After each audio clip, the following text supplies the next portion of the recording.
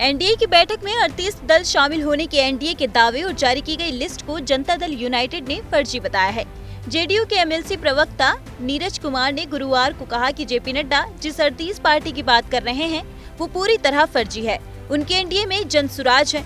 नड्डा बताएं कि जनसुराज पार्टी कहाँ है और किस सूची में है। दूसरा, नड्डा कहते हैं कि मेरे सहयोगी पार्टी केरल कांग्रेस थॉमस है, तो उन्हें बताना चाहिए कि ये party Kerala Congress Thomas party कहाँ है। ये पूरी तरह फर्जी तरीके से लोगों को भरवाने का काम कर रहे हैं। आज के जो संवाददाता सम्मेलन था, एनडीए ने जो घटक दल का लिस्ट जारी किया उसमें भी फर्जीवाड़ा। अब जन सुराज पार्टी किसके पास है, उसका कहाँ सूचीकरण हुआ है, जरा कृपा कर करके बता दीजिए जेपी नड्डा साहब। और एक पार्टी केरल कांग्रेस थॉमस, जो जेपी नड्डा कहते हैं कि हमारी पार्टी का वह अंग है, अरे उसका विलय तो 2021 में केरल कांग्रेस जोसेफ में हो चुका, जो इंडिया का हिस्सा है। आप किसको बिठा लिए बैठक में? पहाड़गंज पर से पकड़ लेते हैं कि चलो मीटिंग में, चलो एगो अशोका हॉल में बैठक है, और साथ ही साथ अब एनडीए याद आ गया। जेडीयू प्रवक्ता ने कहा कि वो एनडीए की बात कर रहे हैं। एनडीए गठबंधन में कई ऐसी पार्टी का नाम देखने को मिल रहा है जो फर्जी हैं या जिनका अस्तित्व ही पूरी तरह से खत्म हो चुका है। वहीं मणिपुर में दंगा हो रहा है, लेकिन प्रधानमंत्री उस मामले में चुप्पी साधे हुए हैं। उन्होंने कहा कि इंडिया नाम जब से हमारे गठबंधन का रखा गया है तब से इनकी हालत खराब हो गई है। अगर इस मामले में ये लोग केस करेंगे तो अटल बिहारी वाजपेयी का अपमान करेंगे। उन्होंने भी इंडिया शाइनिंग का नारा दिया था। आज के जो संवाददाता सम्मेलन था, एनडीए ने जो घटक दल का लिस्ट जारी किया उसमें भी फर्जीवाड़ा। अब जन सुराज पार्टी किसके पास है, उसका कहाँ सूचीकरण हुआ है, जरा कृपा कर करके बता दीजिए जेपी नड्डा साहब। और एक पार्टी केरल कांग्रेस थॉमस, जो जेपी नड्डा कहते हैं कि हमारी पार्टी का वह अंग है, अरे उसका विलय तो 2021 में केरल कांग्रेस जोसेफ में हो चुका, जो इंडिया का हिस्सा है। आप किसको बिठा लिए बैठक में?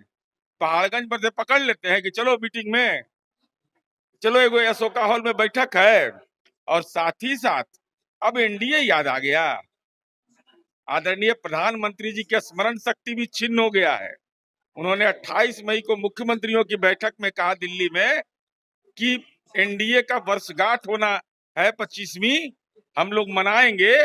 सच यह है कि 15 मई को ही एनडीए का 25 वर्ष पूरा हो चुका था।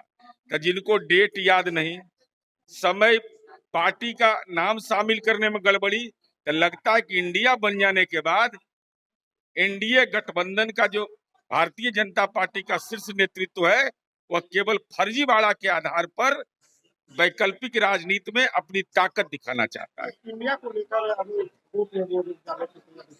क्यों? इंडिया से क्या मतभेद है? भारतीय जनता पार्टी बताए। अब इंडिया से मतभेद, इंडिया से मतभेद, कोई पार्टी जो है पॉलिटिकल पार्टी अगर इंडिया का अपना ये पॉलिटिकल पार्टी का नाम है, ये तो अलायंस का नाम है। नेशनल डेमोक्रेटिक अलायंस रख रहा है, शाइनिंग इंडिया। अटल जी का इतना अपमान नहीं करे। ठीक है, अटल जी का दौर नहीं है, लेकिन अटल जी का इतना अपमान करने का भाजपा को अधिकार नहीं है। संसद भवन खुला, प्रधानमंत्री जी के गला में खराश हो गया था। मणिपुर में हिंदू मारे जा रहे थे, कई महीने से हिंसा की घटना हो रही है। आदरणीय गृह मंत्री जाते हैं, शांति स्थापित नहीं होता है।